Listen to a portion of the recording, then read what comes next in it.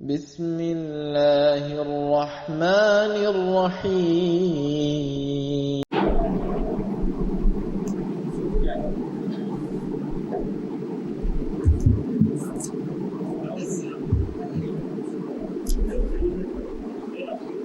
السلام علیکم ورحمۃ اللہ وبرکاتہ۔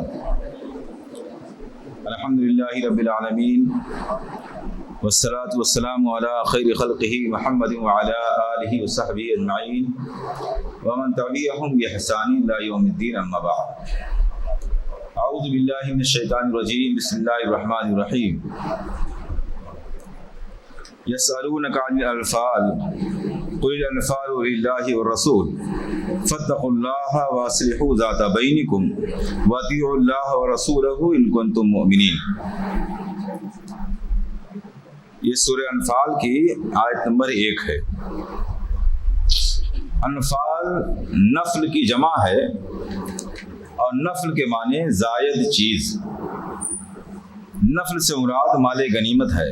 مال غنیمت جو کہ جنگ کافروں سے جنگ کرنے کے بعد جو مال حاصل ہوتا ہے اسے مال غنیمت کہتے ہیں، اور جو مال جنگ کیے بغیر حاصل ہو جاتا ہے کافروں سے اسے مال فی کہتے ہیں۔ یہاں نفل سے مراد مال غنیمت ہے۔ مال غنیمت کو یہاں نفل یعنی زائد مال کہا گیا ہے، وہ اس لیے کہ مجاہدین کو جہاد کے ثواب کے علاوہ ایکسٹرا زائد طور پر ملنے والی چیز ہے۔ یہ اس لیے کیونکہ پچھلی امتوں کے لیے مال غنیمت کا استعمال حرام تھا۔ جنگوں میں جو مال حاصل ہوتا تھا پچھلی امتوں کو، اس کے بارے میں حکم یہ تھا کہ اسے ایک میدان میں جمع کریں، آسمان سے ایک آگ آتی تھی اور اسے جلا کر خاک کر دیتی تھی، اور یہی اس جنگ کے قبول ہونے کی نشانی ہوتی تھی۔ اللہ رب العالمین نے محمد رسول اللہ صلی اللہ علیہ وسلم اور امت محمدیہ کے لیے مال غنیمت کو حلال فرمایا۔ گویا ساری امتوں سے زائد ایک ایکسٹرا چیز، زائد چیز اللہ رب العالمین نے عطا فرمائی، اسی لیے مال غنیمت کو نفل کہتے ہیں، اور نفل کی جمع انفال ہے۔ سورہ انفال کی ابتدائی کئی آیات جنگ بدر سے متعلق ہیں،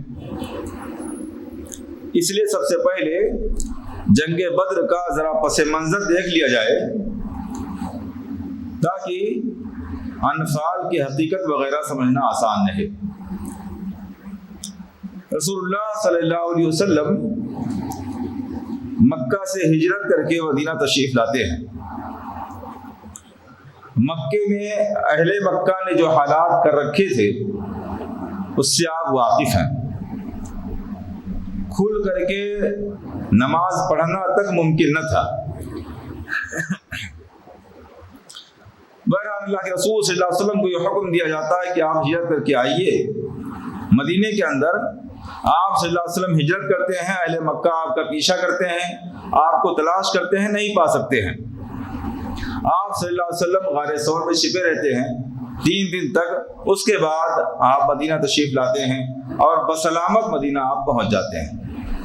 اہل مکہ کو اس بات کا خطرہ لاحق ہو جاتا ہے کہ اگر رسول اللہ صلی اللہ علیہ وسلم بعافیت سکون کے ساتھ مدینے کے اندر قیام پذیر ہو گئے اور ان کو وہاں طاقت مل گئی اور اسلام کی ایک ریاست قائم ہو گئی، تو بہت ممکن ہے کہ ہمارے لیے آگے چل کر خطرے کا سبب بن جائے۔ ہو سکتا ہے مکے پر حملہ کر دیں، ہو سکتا ہے ہمارے اس راستے پر بیٹھیں جو مدینہ سے بہت قریب ہے، جہاں سے ہم ہو کر کے شام کی طرف جاتے ہیں، وہاں ہو سکتا ہے یہ لوگ بیٹھیں ہاتھ لگا کر کے، ہمارے لیے سفر کرنا مشکل ہو جائے۔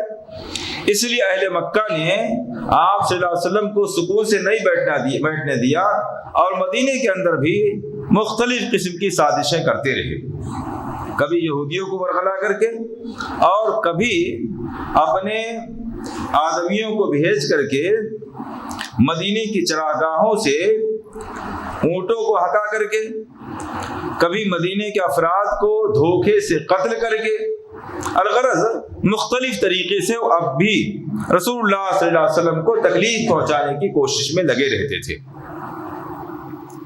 اسی دوران سن 2 ہجری میں آپ صلی اللہ علیہ وسلم کو خبر ملتی ہے کہ ابو سفیان رضی اللہ تعالیٰ عنہ جو ابھی مسلمان نہیں ہوئے تھے، وہ شام سے ایک تجارتی قافلہ لے کر کے مکے کی طرف جا رہے ہیں، جس میں مکہ والوں کا تجارت کا ساز و سامان ہے، جس سے مکہ والے مضبوط ہو کر کے مدینہ پر حملے کی تیاری کر رہے تھے۔ اللہ کے رسول صلی اللہ علیہ وسلم اپنے جاسوسوں کے ذریعہ حالات کی خبر رکھتے تھے، چنانچہ آپ صلی اللہ علیہ وسلم کو جب یہ خبر ملی کہ ابو سفیان یہاں سے نکل رہے ہیں تجارتی قافلہ لے کر کے، اور آپ صلی اللہ علیہ وسلم کو خواب میں یہ بات دکھلائی گئی کہ آپ کی ملاقات دو میں سے کسی ایک سے ہوگی، یا تو قافلے سے ہوگی یا لشکر سے ہوگی۔ آپ صلی اللہ علیہ وسلم نے لوگوں کو جمع کیا اور کہا کہ ابو سفیان یہاں سے قافلہ لے کر نکل رہا ہے، ہمیں اس تک پہنچنا چاہیے، اس کا قافلے کا سامان ہمیں چھین لینا چاہیے، اس سے کئی فوائد حاصل ہوں گے۔ ایک تو مدینہ کے اطراف اور اہل عرب کے لوگوں کو اس بات کی خبر ہو جائے گی کہ اگر ہم نے اہل مدینہ کے ساتھ سرکشی کی تو اہل مدینہ اب جواب بھی دے سکتے ہیں۔ یہ ایک ایک بات میں نصیحت اور پیغام پوشیدہ ہے، میں تفصیل میں نہیں جاؤں گا، آپ اسے سمجھ سکتے ہیں۔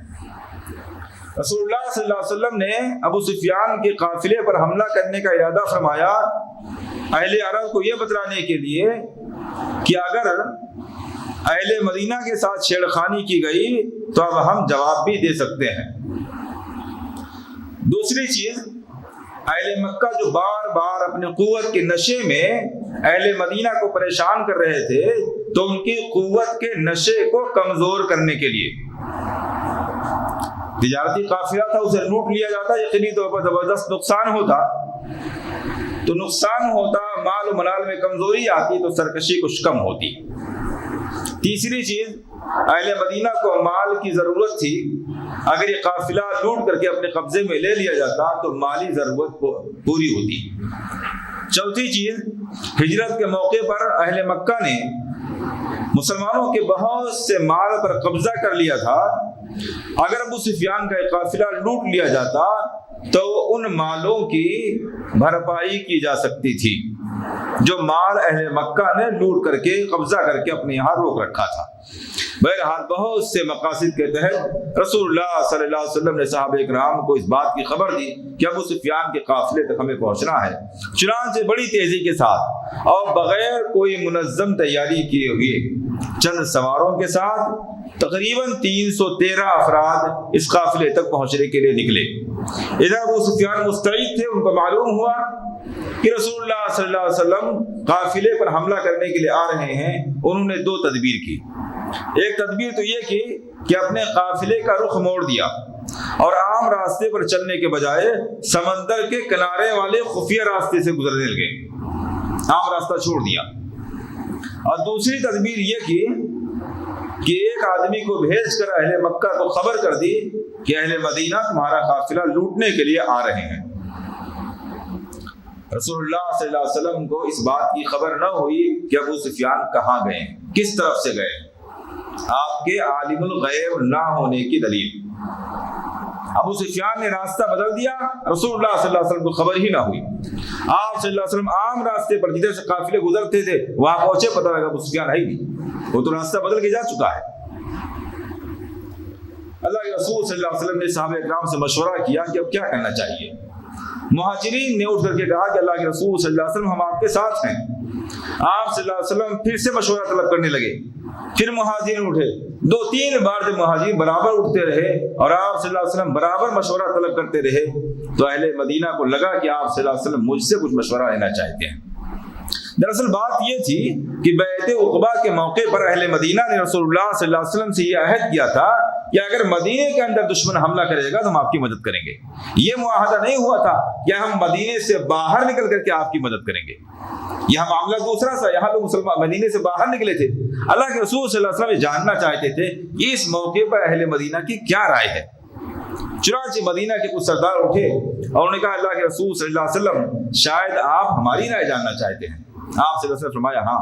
کہا اللہ کے رسول صلی اللہ علیہ وسلم ہم آپ پر ایمان لائے ہیں، ہم نے آپ کو پناہ دی ہے اور اب آپ اگر ہمیں حکم دے دیں تو اس سمندر میں ہم کود جائیں گے. آپ ہم سے مشورہ کر رہے ہیں, ہم آپ پر ایمان لائے ہیں, آپ جو کہیں گے اس کے لیے ہم تیار ہیں, آپ آگے بڑھیے, ہم آپ کے ساتھ ہیں.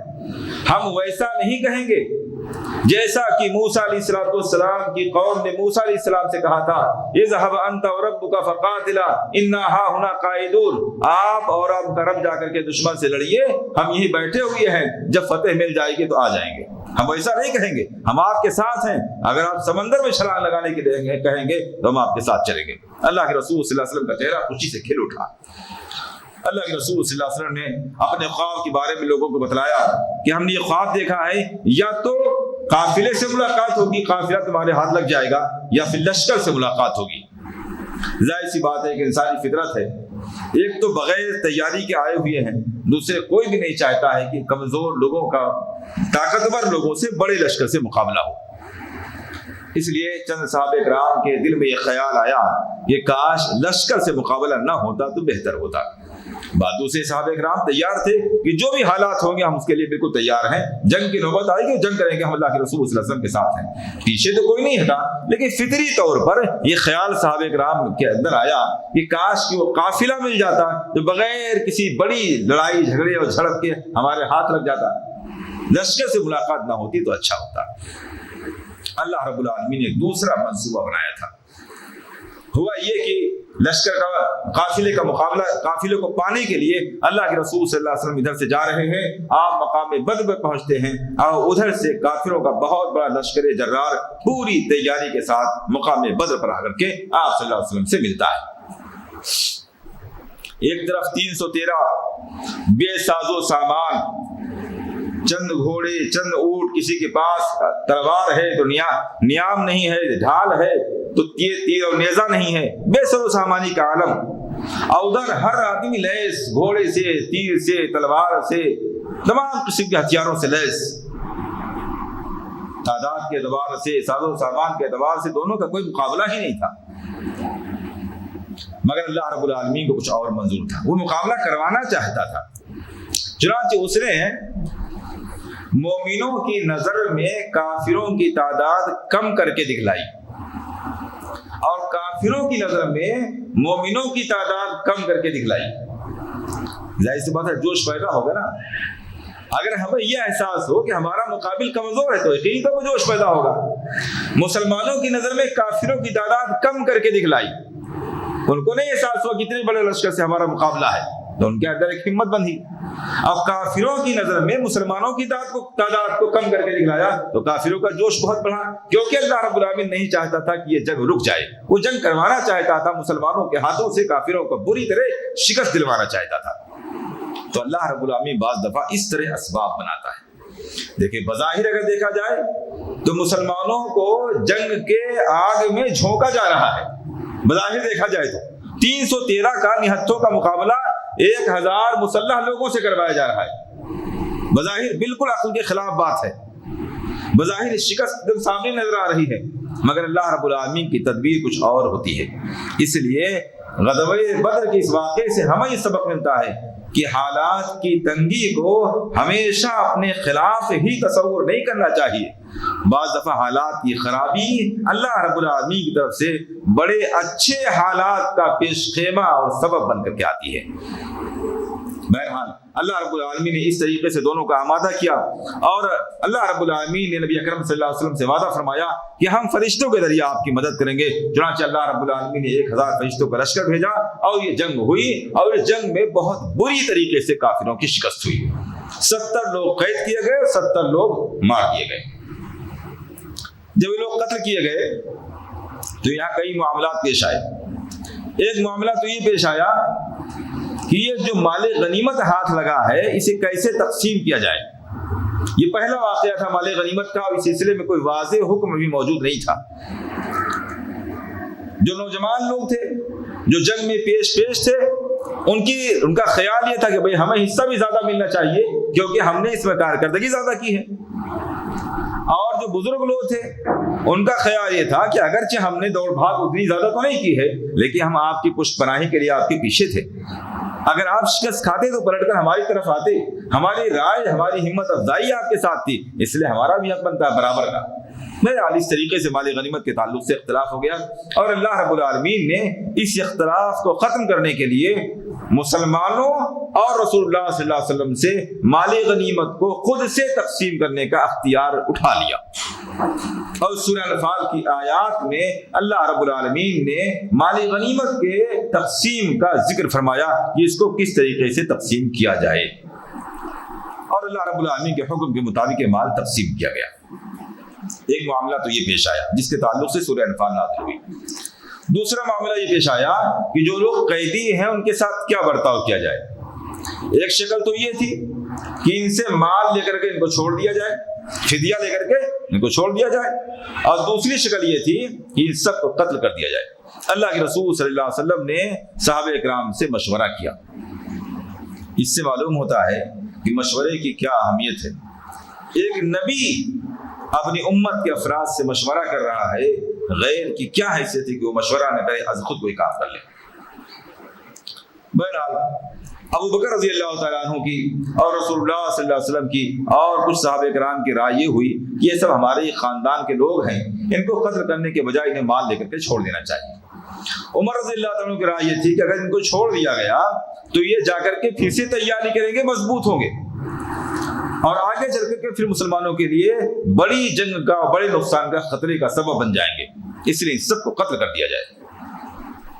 بہرحال اللہ کے رسول صلی اللہ علیہ وسلم نے ابو بکر رضی اللہ تعالیٰ کی رائے مانی اور فدیہ لے کر کے چھوڑنے کی بات آئی۔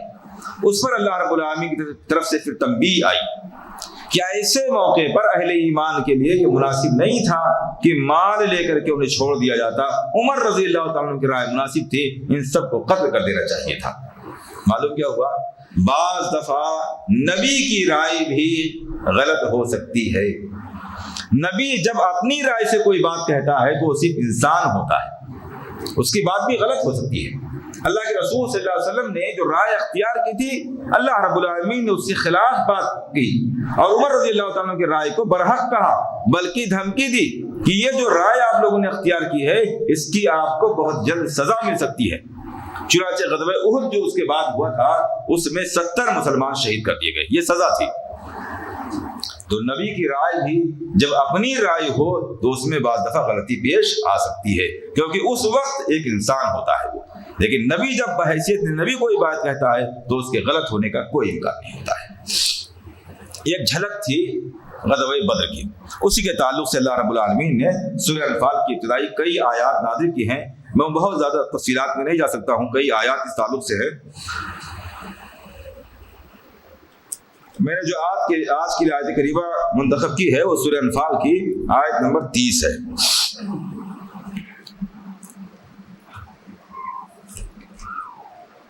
اللہ رب العالمین فرماتا ہے وَإِذْ يَمْكُرُ بِكَ الَّذِينَ كَفَرُوا لِيُثْبِتُوكَ أَوْ يَقْتُلُوكَ أَوْ يُخْرِجُوكَ وَيَمْكُرُونَ وَيَمْكُرُ اللَّهُ وَاللَّهُ خَيْرُ الْمَاكِرِينَ۔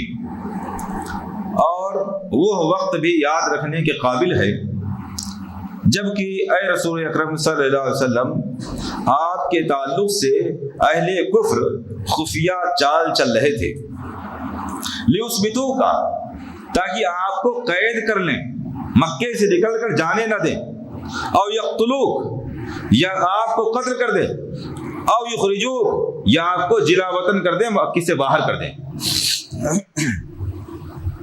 وَيَمْكُرُونَ وَيَمْكُرُ اللَّهُ حالانکہ یہ لوگ الگ اپنی چال خفیہ چالیں چل رہے تھے، تدبیریں کر رہے تھے، اور اللہ رب العالمین الگ خفیہ تدبیر کر رہا تھا۔ واللہ خیر الماکرین، اور اللہ رب العالمین تمام خفیہ تدبیر کرنے والوں میں سب سے بہتر تدبیر کرنے والا ہے۔ اس میں اللہ رب العالمین نے اس واقعے کی طرف اشارہ کیا ہے جبکہ اہل مکہ رسول اکرم صلی اللہ علیہ وسلم کی دعوت کو روکنے کی تمام تر کوششیں کر کے ناکام ہو گئے، اور اہل مکہ نے اپنے دارالندوہ میں پارلیمنٹ میں بیٹھ کر کے یہ مشورہ کیا کہ اس فتنے کو، آپ صلی اللہ علیہ وسلم کی دعوت کو کیسے ختم کیا جائے۔ جب دارالندوہ میں یہ لوگ بیٹھے تو ایک شخص، نجد کا ایک شخص، ایک بزرگ آدمی وہاں آ کر کے ان کے رائے میں شامل ہو گیا، جو دراصل ابلیس تھا، اور اس نے مشورہ دیا، مختلف مشوروں کے بعد اس نے مشورہ دیا کہ آپ کو قتل کر دینے سے زیادہ بہتر کوئی رائے نہیں ہو سکتی ہے، اور اس اس طور پر آپ کو قتل کیا جائے کہ کوئی ایک آدمی نہ قتل کرے، الگ الگ قبیلوں کے کئی نوجوان مل کر ایک ساتھ قتل کریں، تاکہ رسول اللہ صلی اللہ علیہ وسلم کا خاندان کسی سے بدلہ نہ لے سکے اور صرف فدیے کی بات آئے ہم مال دے کر کے نجات پا جائیں گے۔ ابلیس نے اس رائے کی تائید کی جو کہ نجدی شیخ کی شکل میں وہاں آیا ہوا تھا، اور ہمارے بھائیوں نے اس واقعے کو لے کر کے اہل نجد پر بڑا الزام لگایا کہ دیکھیے رسول اللہ صلی اللہ علیہ وسلم کے قتل میں بھی نجدی کا بڑا ہاتھ ہے، وہ نجدی وہاں آیا ہوا تھا، اسی نے مشورہ دیا تھا کہ آپ کو قتل کیا جائے۔ حالانکہ غور کیا جائے تو اس واقعے سے بات معلوم ہوتی ہے کہ تمام اہل عرب میں اہل نجد کا ان کی عقل مندی اور ان کی خیر خواہی اتنی معروف تھی، اہل عرب میں اہل نجد کی خیر خواہی اور ان کی عقل مندی اتنی مشہور تھی کہ شیطان بھی نجدی کی شکل میں آیا تاکہ فوراً ان کی خیر خواہی کی بنیاد پر وہ لوگ اپنی پارلیمنٹ میں اسے شامل کر لیں۔ تو اس واقعے سے جہاں ابلیس کی چال بازی معلوم ہوتی ہے، وہاں یہ بھی معلوم ہوتی ہے کہ اہل نجد شروع ہی سے بڑے خیر خواہ اور بڑے عقل مند ہوا کرتے تھے، اسی لیے وہ دوسری شکل میں آنے کے بجائے اہل نجد کی شکل میں آیا، تو اس سے اہل نجد کی فضیلت معلوم ہوتی ہے۔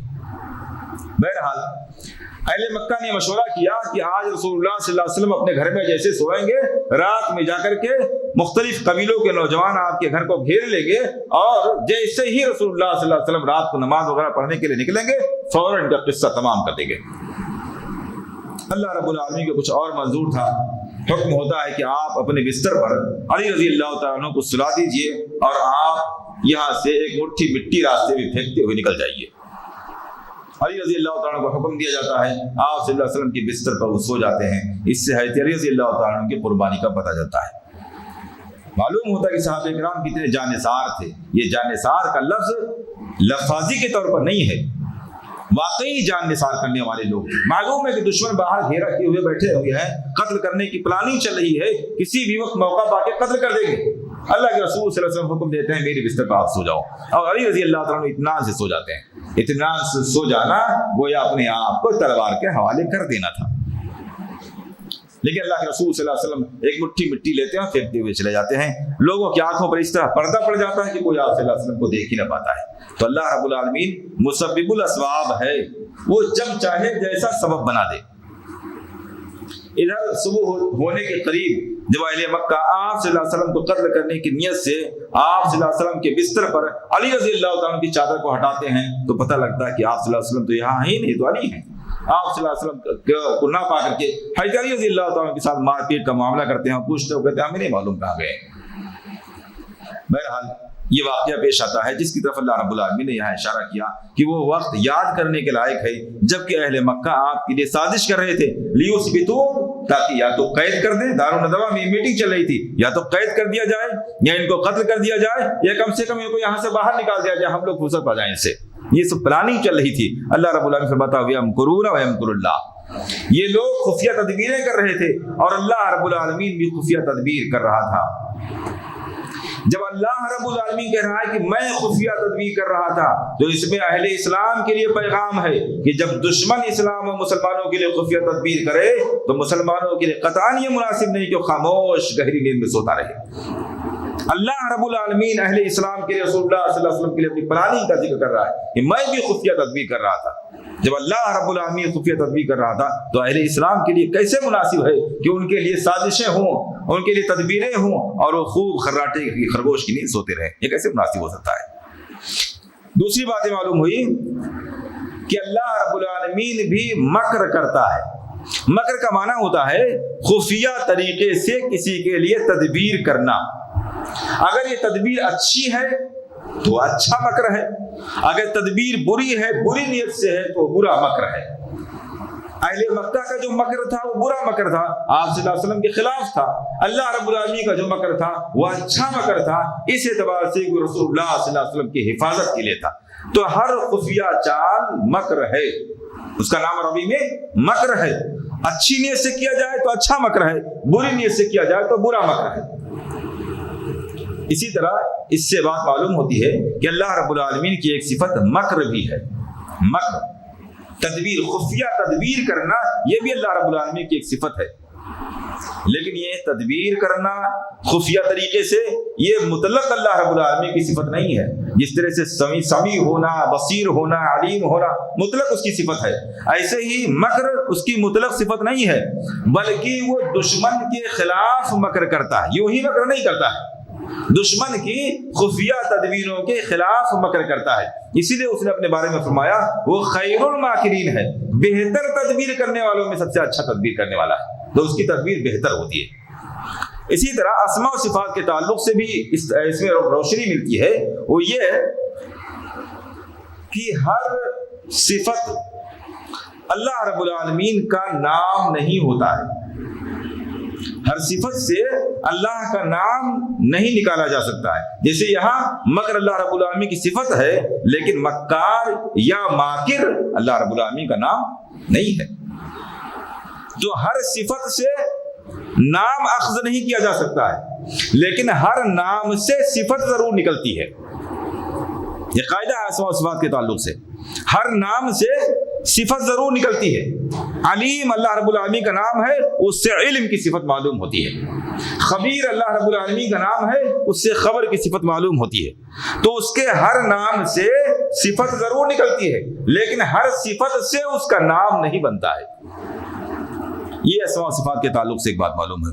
بہرحال اس آیت کریمہ میں اللہ رب العالمین نے خبر دی کہ جب آپ کے خلاف کفار سازش کر رہے تھے تو اللہ رب العالمین بھی ایک پلاننگ کر رہا تھا۔ اس سے معلوم ہوتا ہے کہ اللہ رب العالمین بھی اہل ایمان کے لیے خود تدبیر کرتا ہے جب تک اہل ایمان پر قائم رہیں۔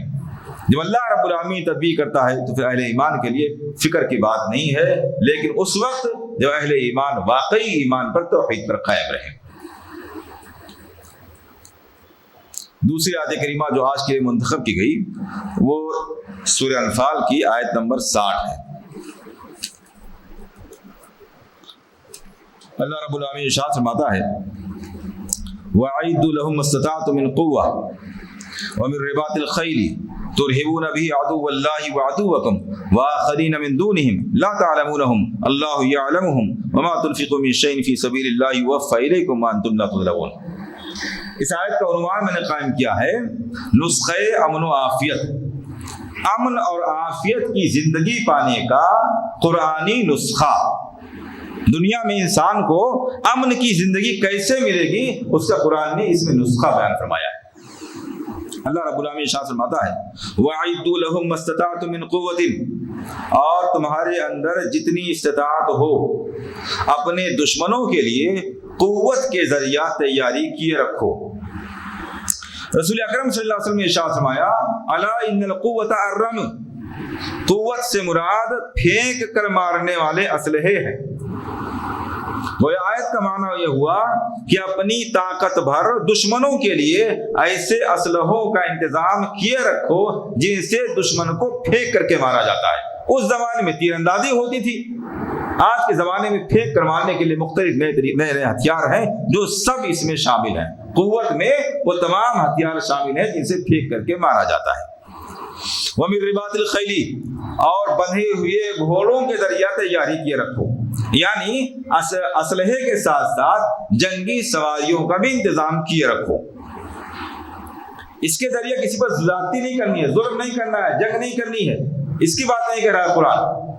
یہ جائز اسلحے جو ہیں اپنے ملک کے قانون کے دائرے میں رہتے ہوئے، میں یہ بھی نہیں کر رہا ہوں قانون سے باہر نکل کر کے، قانون کے دائرے میں رہتے ہوئے، ایک حد میں رہتے ہوئے ایسے اسلحوں کا انتظام کر کے رکھا جائے جن کے ذریعہ بوقت ضرورت جنگ کے لیے سواری کی جا سکے اور بوقت ضرورت جن ہتھیاروں کا استعمال کیا جا سکے۔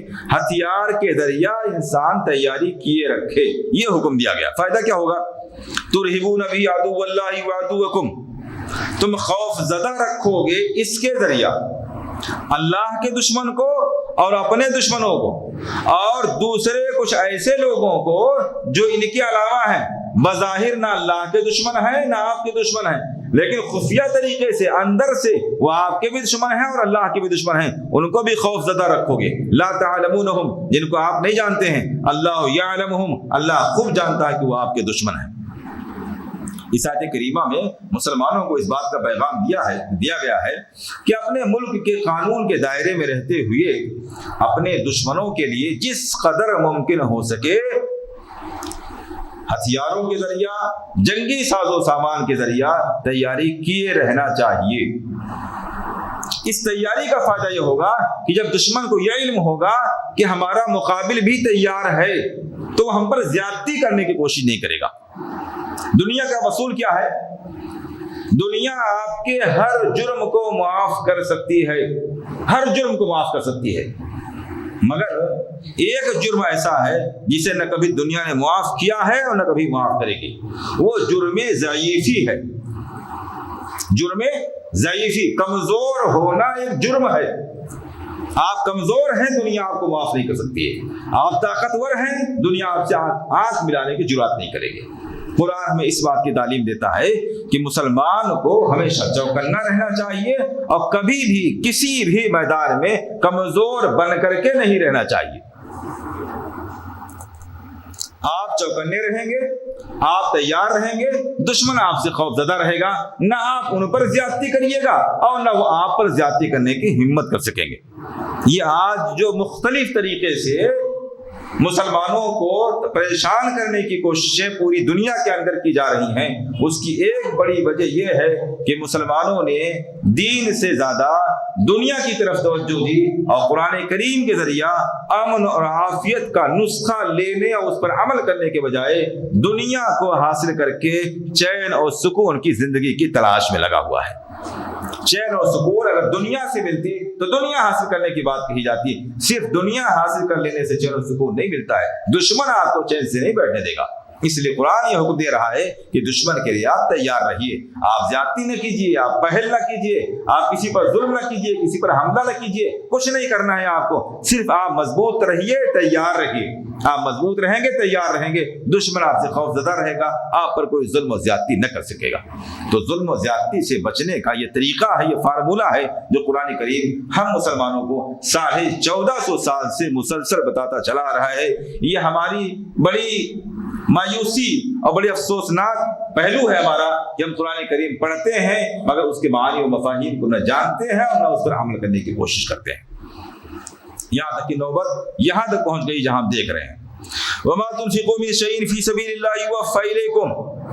اب قرآن ان ہتھیاروں کو استعمال کرنے کی بات تو کرتا نہیں ہے، ہتھیار تو استعمال تو فی الحال کرنا نہیں ہے۔ قرآن کہہ رہا ہتھیار کے ذریعے تیاری کر کے رکھو۔ اب ایک آدمی یہ سوچ سکتا ہے کہ بھائی گھوڑا خرید کے رکھا جائے، چلانا ہے نہیں، استعمال کرنا نہیں ہے، زندگی میں گھوڑا پالا جائے، اس کی خدمت کی جائے، اس پر مال خرچ کیا جائے، بلا وجہ مال خرچ کر کے رکھا جائے، اس کی جگہ تجارت کیا جائے، مال پھنسا کے کیوں رکھا جائے؟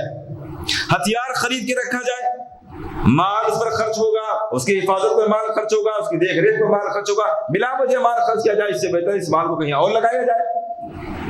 تو اس طریقے سے انسان یہ سوچ سکتا ہے کہ ان تمام جگہوں پر مال خرچ کر کے بلا وجہ مال پھنسا کے رکھنے کے بجائے اس کو تجارت وغیرہ میں لگایا جائے، کچھ فائدہ ہو سکتا ہے۔ اللہ رب العالمین فرماتا ہے یہ جو ہم مال یہاں آپ کا لگا کر کے رکھتے ہیں یہ بلا وجہ نہیں ہے۔ وَمَا تُنْفِقُوا مِنْ شَيْءٍ فِي سَبِيلِ اللَّهِ، اللہ رب العالمین کے راستے میں جو کچھ بھی تم خرچ کرو گے، یہ مال جو آپ کا خرچ ہو رہا ہے یہ زائد نہیں ہے، اشترا فضول نہیں جا رہا ہے، يُوَفَّى إِلَيْكُمْ، پورا اس کا اجر تم کو دیا جائے گا، وَأَنْتُمْ لَا تُظْلَمُونَ، اور تمہارے ساتھ ذرہ برابر بھی ظلم و زیادتی نہیں کی جائے گی، آپ کا اجر کم نہیں کیا جائے گا۔ یہاں تک کہ رسول اکرم صلی اللہ علیہ وسلم نے ارشاد فرمایا کہ اگر کوئی آدمی گھوڑا پالتا ہے اللہ کے راستے کے لیے، اللہ کی سربلندی کے لیے، تو وہ گھوڑا اس کی مرضی کے بغیر اگر کہیں ایک گھونٹ پانی بھی پی لیتا ہے تو اس پر بھی اس شخص کو اجر ملتا ہے۔ وہ یوں ہی اچھلتا کودتا ہے، چلتا پھرتا ہے ٹہلنے گھومنے کے لیے، اس پر بھی اللہ رب العالمین اجر عنایت فرماتا ہے۔ تو یہ جو پیسہ یہاں خرچ کرنے کی بات کہی گئی ہے وہ فضول نہیں ہے، اس کا اجر و ثواب مسلسل اللہ رب العالمین دیتا رہے گا۔ اس آیت کریمہ میں ہمارے اور آپ کے لیے پہلے بھی اور خاص کر آج کے دور کے لیے بھی اپنے آپ میں ایک بہت بڑا پیغام ہے، اور یہی نسخہ امن اور عافیت ہے، اسی کے ذریعے مسلمانوں کو سکون اور عافیت کی زندگی نصیب ہو سکتی ہے۔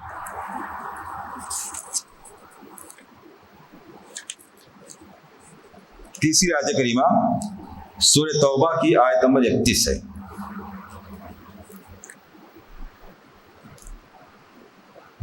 اللہ رب العالمین ارشاد فرماتا ہے اتخذوا احبارهم ورهبانهم اربابا من دون اللہ والمسیح ابن مریم وما امروا الا ليعبدوا الها واحدا لا الہ الا هو سبحانہ عما یشرکون۔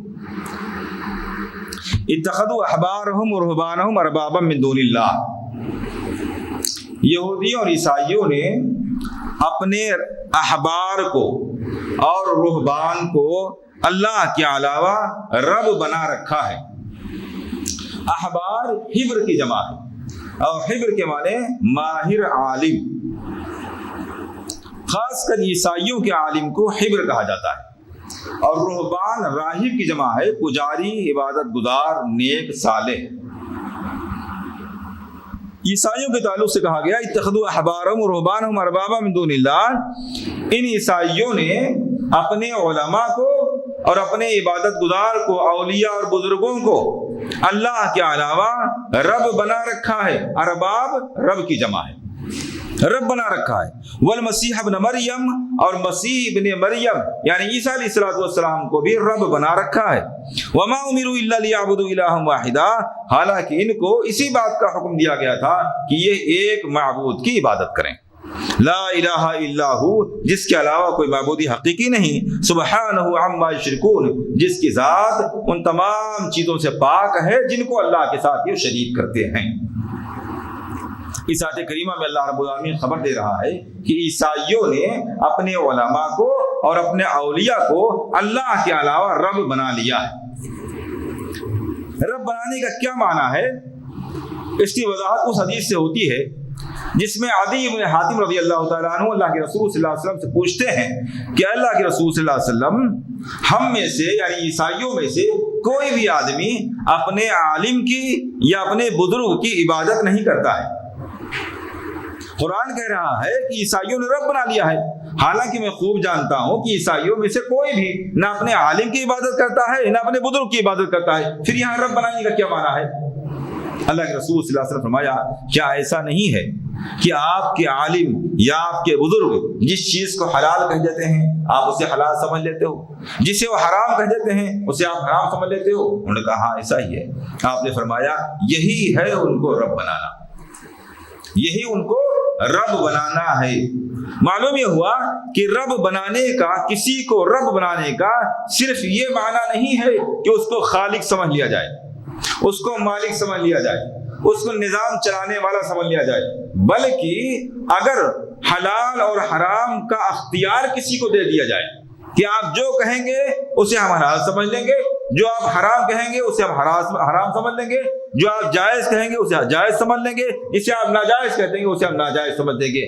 اگر یہ اختیار کسی کو دے دیا جائے تو گویا اس کو اللہ کے علاوہ رب بنا لیا گیا، کیونکہ یہ اختیار حلال اور حرام بنانے کا اختیار اللہ رب العالمین کو ہے۔ یہ اختیار، یہ پاور کسی کو دے دیا جائے تو گویا اللہ کے علاوہ اس کو رب بنا لیا گیا۔ اس سے شخصیت پرستی اور تقلید کی جڑ کٹتی ہے۔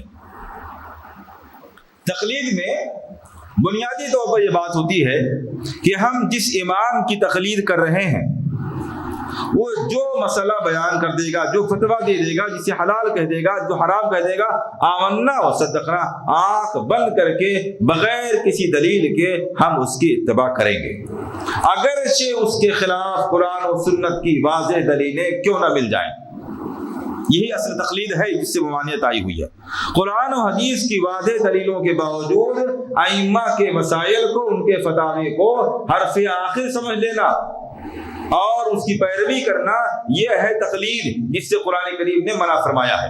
اور اس آیت کریمہ سے بات معلوم ہوتی ہے کہ حلال اور حرام اور جائز اور ناجائز کہنے کا اختیار صرف اللہ رب العالمین کو ہے، بغیر دلیل کے اگر کوئی آدمی کسی امام کو، کسی عالم کو، کسی بزرگ کو، کسی بھی پیر کو یہ اختیار دے دیتا ہے تو قرآن کی روشنی میں وہ اسے اللہ کے علاوہ رب بنا رہا ہے، جس سے بات معلوم ہوتی ہے کہ تقلید شرک ہے اور مقلد ایک بڑے شرک میں مبتلا ہے، اور جس کی وہ تقلید کر رہا ہے اسے وہ نہ جانتے ہوئے نہ کہتے ہوئے بھی رب بنا رہا ہے۔ جس امام کی وہ تقلید کر رہا ہے گویا اس کو رب بنا رہا ہے، اگرچہ اس کو رب نہیں کہتا ہے۔ جس طرح سے عیسائیوں نے اپنے عالموں کو، اپنی عبادت گزاروں کو رب نہیں کہا تھا، ان کی پوجا عبادت نہیں کی تھی، مگر جو حق ان کو دے دیا تھا اس کی بنیاد پر اللہ رب العالمین نے فرمایا کہ ان کو رب بنا لیا گیا۔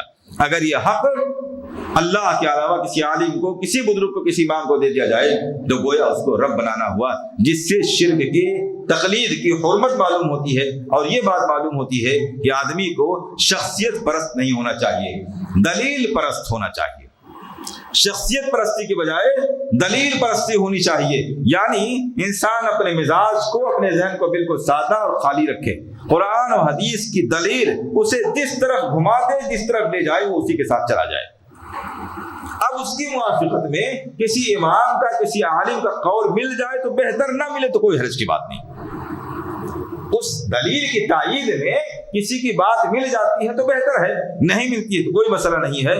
شخصیتوں کی طرف جانے کے بجائے قرآن ہم کو دلیل کی طرف جانے کی تعلیم دیتا ہے۔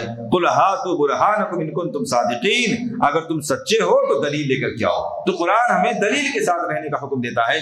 یہ آیت کریمہ ہم کو یہ پیغام دیتی ہے کہ ہمیں دلیل کے ساتھ ہونا چاہیے، اور اپنی تمام تر عقیدت اور تمام تر رجحان اللہ اس کے رسول کی طرف رکھنا چاہیے، قرآن و حدیث کی طرف رکھنا چاہیے، نہ کہ عالم کی طرف یا امام کی طرف یا مجتہد کی طرف یا کسی پیر کی طرف۔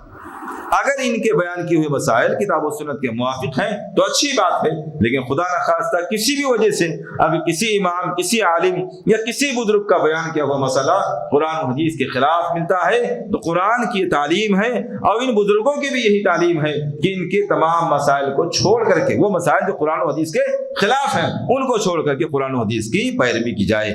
یہی مجتہدین کی، یہی ائمہ کی بھی تعلیم ہے اور یہی قرآن کریم کی بھی تعلیم ہے۔ لہٰذا اس آیت کریمہ سے تقلید کی حرمت معلوم ہوتی ہے، اور یہ بات معلوم ہوتی ہے کہ انسان کو ہمیشہ دلیل کے ساتھ ہونا چاہیے۔ دلیل جہاں لے جائے، جس کے ساتھ مل جائے، ہمیشہ اس کی پیروی کرنی چاہیے، شخصیت پرستی کے بجائے دلیل پر نظر رکھنی چاہیے۔ اللہ رب العالمین سے دعا ہے کہ ہمیں کتاب و سنت کو سننے، سمجھنے، اس پر عمل کرنے، اس کی دعوت دینے کی توفیق عنایت فرمائے، آمین۔ وآخر دعوانا الحمد للہ رب العالمین۔ سبحانک اللہم ربنا وبحمدک، اشہد ان لا الہ الا انت، استغفرک واتوب الیک۔ سبحان ربک رب العزۃ عما یصفون، وسلام علی المرسلین، والحمد للہ رب العالمین۔